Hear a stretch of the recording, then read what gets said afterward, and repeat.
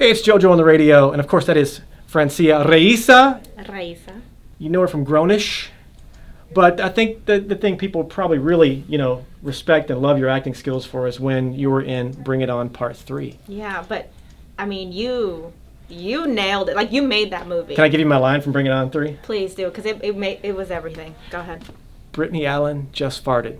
I want to cry. That was my line. That was so good. It's really good. Don't cry. Oh, my God. Oh, shoot.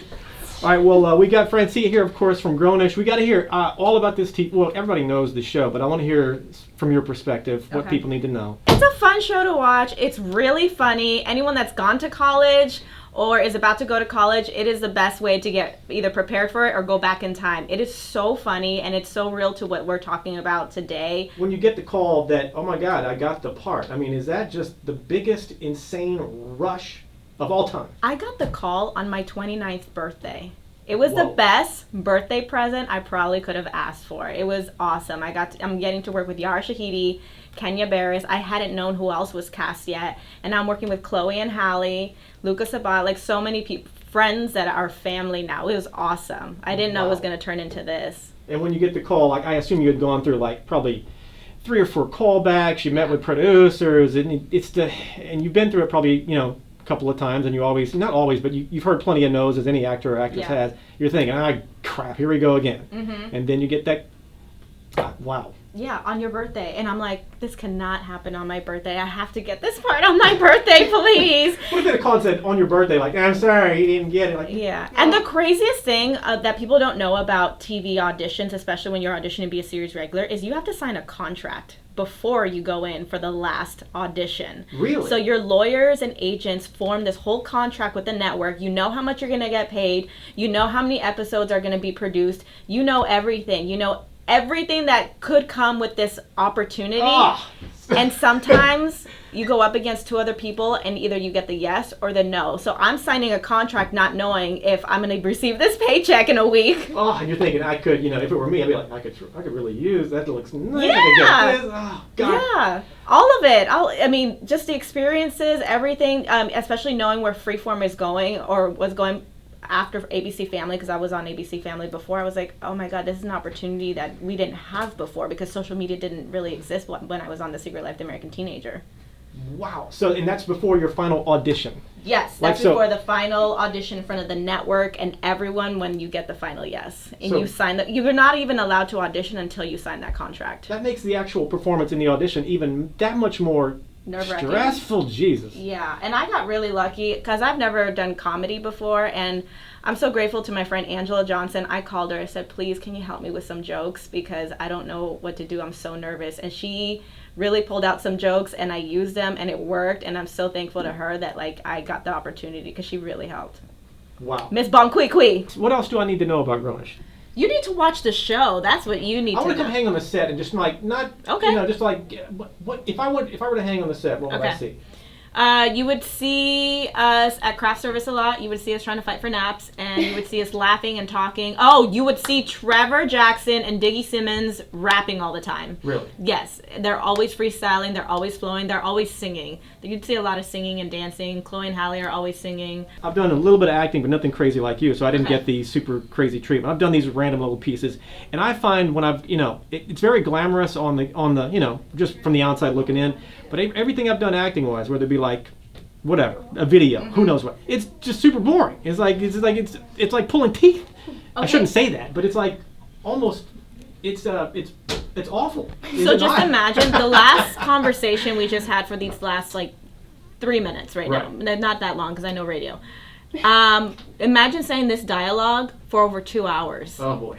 Over and over and over again. Oh my God. Then they get the master shot, and what happens too is whatever you decide on the master is what you have to do on your close-up. So then they'll go over me to you, and you have to say it again, and then they'll go over you to me. And what's draining is when you have crying scenes or emotional scenes, because you get so tired and you have to do it each take, and especially when it turns around on the other person who's reacting to it, you still have to bring it so they can still give the performance that they originally gave. And even with comedy, it's hard too because you're like, I'm saying the same joke over and over again. Is it still funny? Have you ever said the same word over and over again and you're like, I almost don't even know if this is a real word. I've said it so much. that's what starts to happen, and we start becoming delirious. Oh my God. Speaking of crying, which I'm guessing you don't cry a lot on Dronish, you know. No, but I did have one scene. I got dumped. Well, I'm sorry to hear that, even if it's like a TV dump. Yeah. When you go to cry, I mean, is there a trick? I mean, even if, like, let's say you're just drained emotionally you're done, you can't cry anymore. Do you have a trick, like put this on your eye, or are you just full on cry? I'm every very time? good at crying on cue. I pride myself in crying on cue. I don't know how it happened, but I cry on cue. Have you ever used that same, whatever, skill in a serious relationship thing, and they're like, wait a minute, I've seen you cry on TV. Oh my god. Oh my god. Right now. Oh my God. I told you I'm good at it. I don't know how to believe you in anything. I'm crying. Oh my God. Francia Raisa. How about that? You did good. Thank you very much. Thank you. All right, we're chatting off the air. Now we're discussing acting because Yes. I go to drop a hey, I did some acting. I was in Bring It On Part 3, and you said that was your first movie. I was in that movie. It was my very first movie. Shut the hell up. Yeah, I played Solange's best friend. My name was Letty. I was in the Shibuya. Rihanna was in the movie. All of Destiny's Child came to visit set at some point in life, and I was living my best life at 17 years old. No. Okay, so the scene I did was, if you guys see the movie, I think it was the very beginning or pretty close to the beginning. Yeah. Where Hayden Panettiere. Panettiere. God, I'm the worst. Panettiere. Jesus, Okay. sorry, Hayden. But I said my line was Brittany Allen just farted, and she Yeah. wakes up and goes into this cheer scene. Were you in that cheer scene? No, was I? No, I think I filmed this movie in 2005. A long time ago, but I don't think I was in that scene. But I'm pretty sure you waited a long time to shoot, right? I was there. My line was Brittany Allen just farted, and I was there for 17 hours. It felt like. Yeah, So. that's the thing about filming is sometimes you'll go to set like 6 a.m. and not shoot anything till 3 p.m. and you're just sitting there waiting, and that actually gets pretty draining. It's like, and I know that acting is very glamorous, but that's my impression. I'm like, good Lord. They say, hey, Jojo, you want to come do acting this thing? Like, yeah, I'm good. No, I'm fine, But it's such an exciting. It's a tough craft, and to watch you cry like you just did, that's impressive. All right, well, thanks for having me in your movie. That was pretty Thanks awesome. for being in the movie. It's so good to see you years later. Awesome, very cool. Yeah. All right, of course, watch Grownish. Watch Grownish, or you're a bad person. I want to leave you guys. Wednesdays, 8 o'clock on Freeform. There you go. All right, so let's get to this haunted story. Yes. Introduce your sisters here. Okay, I have the youngest next to me, Irlanda, and then the middle one, Italia. We're all named after countries, Francia, Italia, and Irlanda. Oh, nice. And who wants to go, this is the house you grew up in, right? Yeah, let's have Irlanda go first. All right, so give me this. This is which one? Which story? The grandmother. the grandmother. story. Oh boy, you guys have to hear this.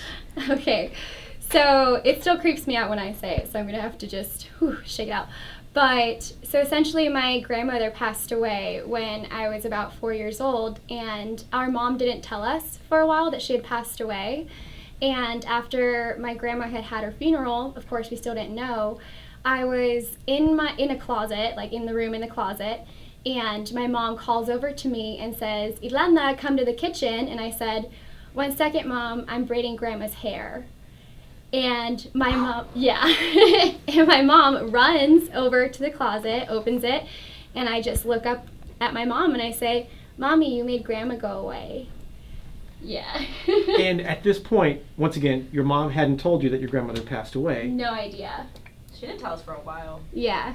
And we were talking about the air about if she wouldn't have told you, as far as what you saw, grandmother she was right there. She was right in front of me and I was braiding her hair. Yeah. Now, after you say about a year, your mom told you that grandmother passed, obviously. What was her reaction when? I'm sure at some point she's told you about her thoughts on what you saw. What did she say? She barely likes talking about it. We actually brought it up to her probably at the family reunion, I think. Mm-hmm. And she just shook her head and she's like, yeah, it was weird. Oh my God. Yeah, and then she continued to tell us other stories of me seeing ghosts as a child and talking to them, so. All right, you have a ghost story too, right? Did you say one? Or maybe you didn't. No, I didn't. I was the normal one. I stayed away from that Thank stuff. God. Was there another I ghost story? did. All right, here we go. I this don't one. want to revisit it. I have to pray after this. So scary. in Let me elementary, change music. oh God. That's too much. Hold on a second. In elementary school, and mind you, I went to Catholic school. Someone taught me a game called Six Pencils. This is like Ouija board scary. There we go.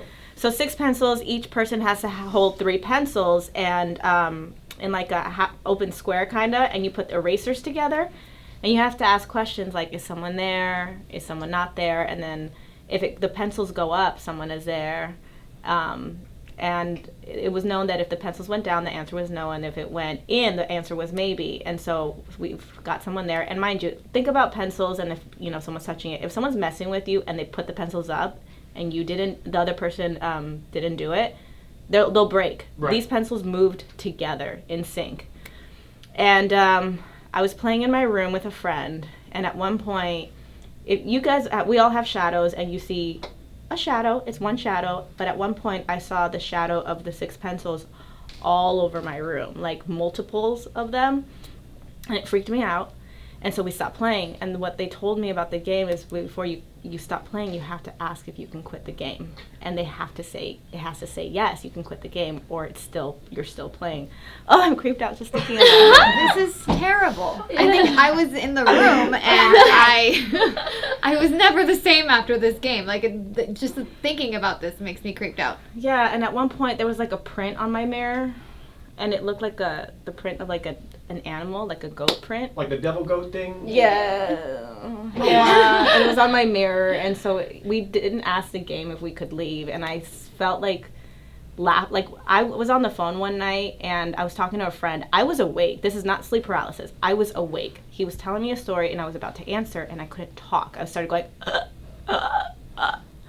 and I was like trying to say, help me, and then I heard laughter in my ear. And I couldn't move my body. I'm telling you, I was awake. I was on the phone. I started praying the Our Father. I was like, I'm so sorry.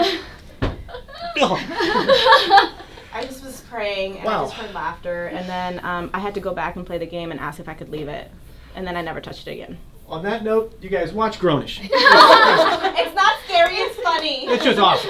Good God, Lord. I need to go to church. Francia Raisa, I love you guys too. Oh my God. Thank you for... Now that you're creeped out, yeah, you're never going to look at pencils the same again. I'm going to church right now. Yeah. At the end of Play with every... pencils. Or pencils. No.